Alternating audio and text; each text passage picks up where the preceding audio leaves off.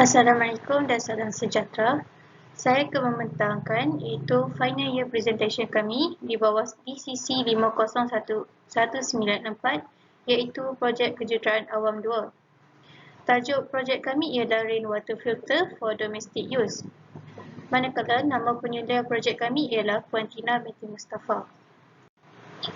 Okey, ini ialah ahli kumpulan saya iaitu yang pertama Damia Mahira binti Abdul Rizal F1008. Kemudian saya Nurin Ilana binti Zamani F1011.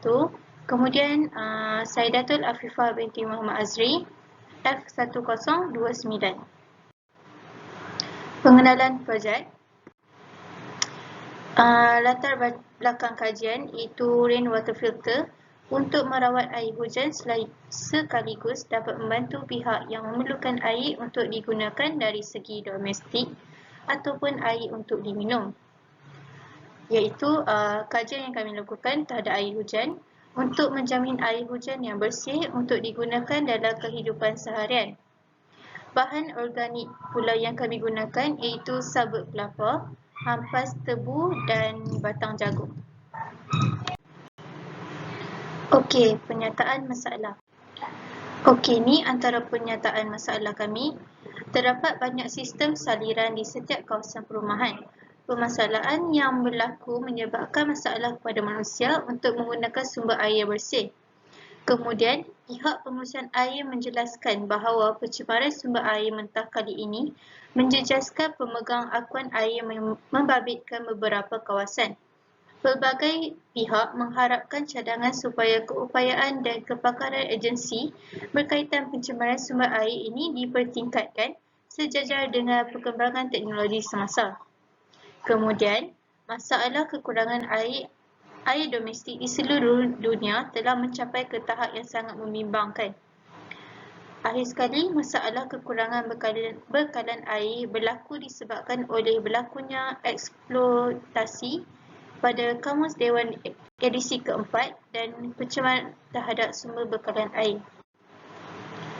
Okey, saya akan terangkan tentang objektif kajian projek kami iaitu mereka bentuk penapis air hujan baharu menggunakan bahan organik iaitu sabut kelapa, hampas tebu dan tongkol jagung.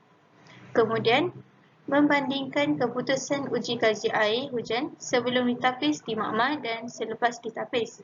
Dan akhir sekali, membandingkan air selepas diuji dengan standard air domestik. Okey, saya akan terangkan tentang skop kajian projek kami. Iaitu dalam kajian ini, sampel air hujan akan digunakan di mana air akan diuji dengan menggunakan sistem tapisan. Kemudian sisa bahan organik pertanian seperti sabut kelapa, hampas tebu dan juga tongkol jagung dengan menggunakan bahan asas iaitu arang batu dan batu kerikil dalam sistem tapisan dan mencampurkan bahan pertanian tersebut dalam kuantiti yang berbeza. Parameter air yang menjadi tumpuan projek kami adalah dari segi kekeruhan, turbidity, nilai pH dalam air dan akhir sekali iaitu COD, Chemical Oxygen Demand. Jenis kajian yang dilakukan adalah secara prototype. Okey, ini ialah hasil projek kami iaitu Rainwater Filter for Domestic Use.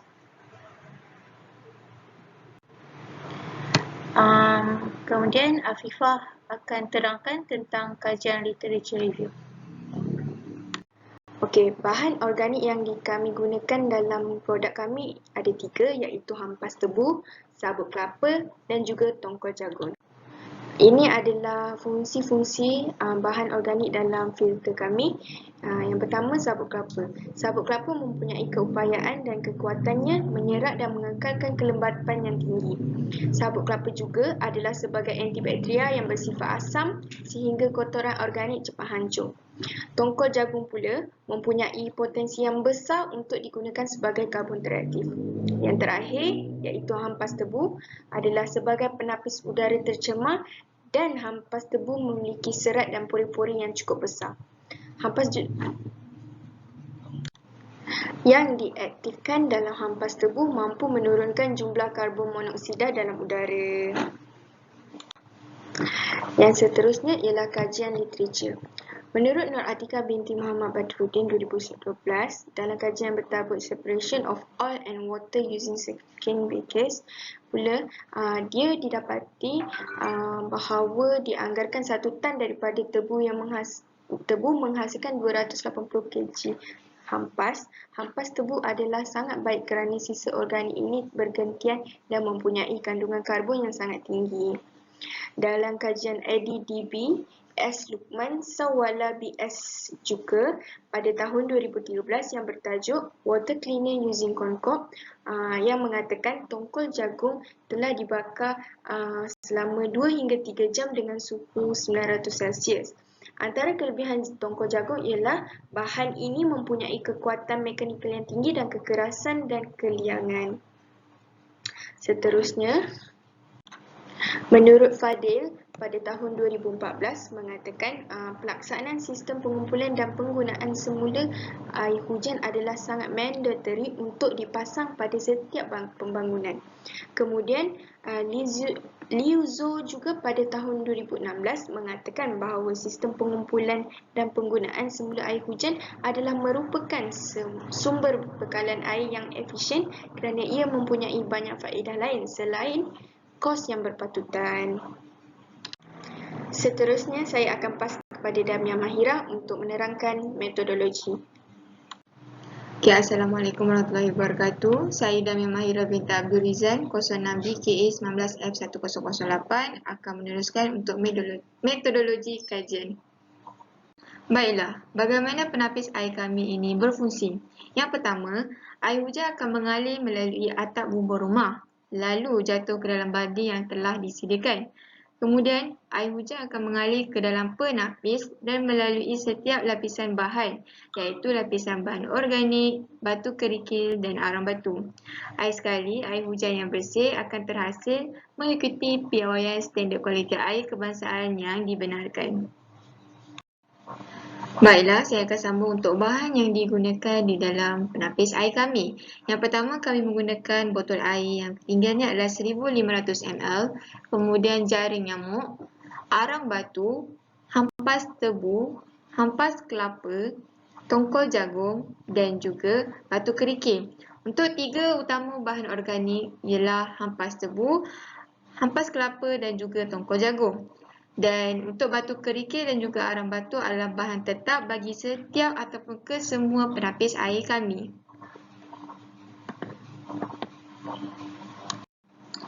Baiklah, seterusnya adalah reka bentuk kajian. Reka bentuk kajian, kami menggunakan kaedah cuba jaya untuk menentukan ukuran tinggi bagi setiap bahan dalam penapis air kami. Kami menyediakan 6 penapis air hujan. Untuk setiap bahan utama iaitu bahan batu kerikil dan arang batu adalah 5 cm tingginya.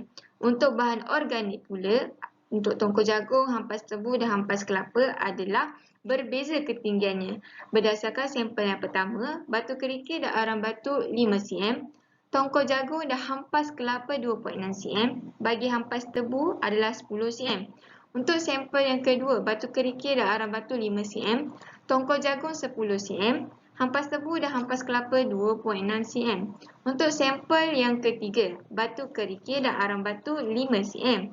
Untuk tongkol jagung dan hampas tebu adalah 2.6 cm. Untuk hampas kelapa adalah 10 cm. Untuk sampel keempat, kelima dan keenam, perbezaannya adalah ketinggian pada lapisan bahan organik, iaitu setiap lapisan bahan organik adalah 15 cm dan untuk batu kerikil dan arang batu adalah 5 cm.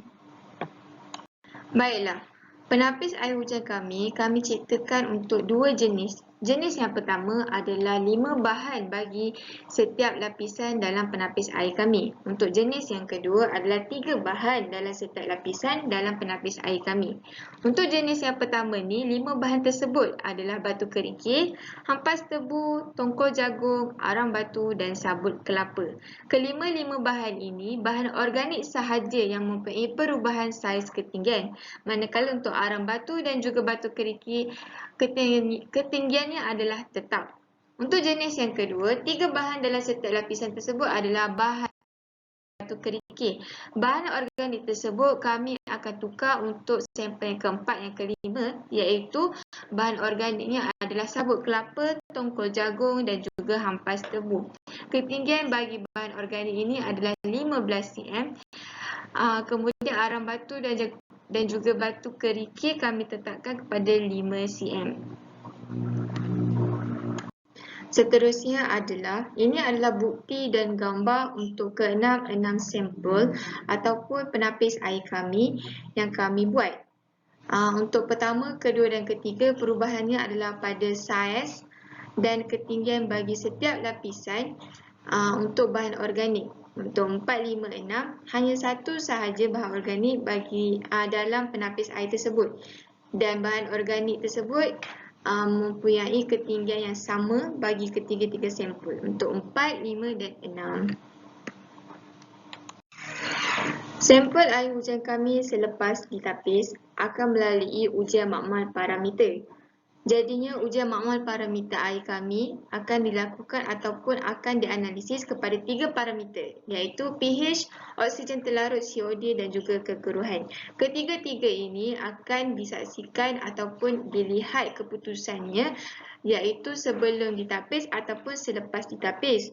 Untuk kami pilih penapis air yang terbaik untuk digunakan kepada kami punya pengguna. Baiklah, ini adalah gambar ataupun bukti kemajuan semasa melaksanakan projek kami. Kami menadah air hujan. Ketika air hujan turun, kami membuat filter ataupun penapis air, kemudian kami tadah air tersebut dan dihantar kepada makmal untuk dianalisis. Baiklah, ini adalah gambar dan bukti ketiga-tiga ahli kami melakukan kaedah cuba jaya ke atas air hujan tersebut dengan melalui ke-6 penapis air kami. Air tersebut akan mengalir atau melalui setiap lapisan bahan di dalam penapis air kami. Kemudian air yang telah ditapis akan kami hantar ke makmal. Okey, kita masuk pula kepada hasil dapatan uji kaji di makmal. Untuk pengetahuan, kami membuat 3 uji kaji di makmal, iaitu pH, turbidity iaitu kekeruhan dan juga COD iaitu chemical oxygen demand. Ini adalah merupakan keputusan jagung dan hampas tebu.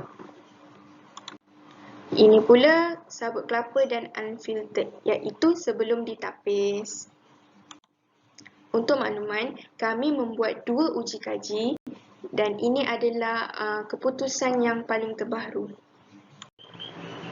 Okey, rumusan yang kami dapati, air hujan yang memiliki kualitas yang cenderung baik, akan tetapi apabila air hujan dikumpulkan dari atap bangunan, tetap akan mengalami kontaminasi dari dekomposisi bahan organik, material atap dan polutan di udara. Kemudian, pemurnian air adalah sebuah proses yang dilakukan untuk membuat air diterima untuk penggunaan air minum, proses industri, medis dan penggunaan lainnya. Tujuan pemurnian air adalah untuk menghilangkan zat pencemaran yang ada di dalam air atau mengurangi kadarnya agar air menjadi layak untuk digunakan dan perlu memenuhi National Water Quality Standard for Malaysia.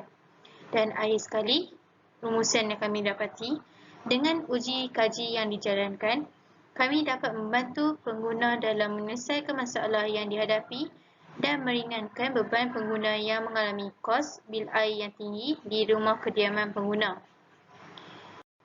Itu saja daripada kami. Sekian, terima kasih.